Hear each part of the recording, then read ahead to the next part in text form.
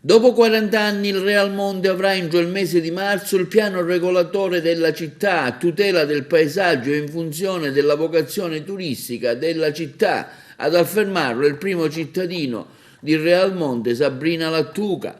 Si è riunita ieri mattina al comune di Realmonte la commissione del Comitato Tecnico Scientifico dell'Urbanistico e dell'Assessorato regionale al territorio e ambiente diretto dall'architetto Calogero Berengheri per una valutazione sul piano regolatore della città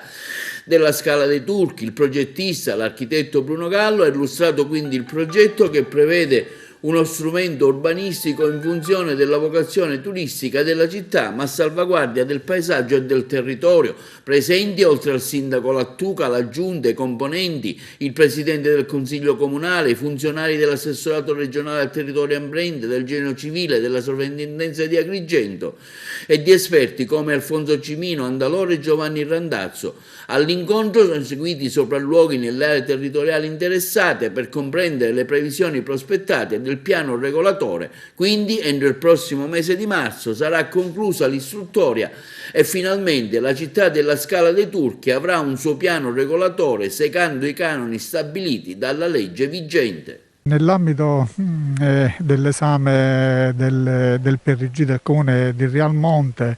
la cui istruttoria è iniziata già da circa un mesetto, la CTS urbanistica ha deciso di venire qui sul posto per verificare quanto rappresentato in planimetria e quanto è stato realizzato sul posto. Diciamo che i luoghi sono bellissimi, certamente questo piano regolatore dovrà fare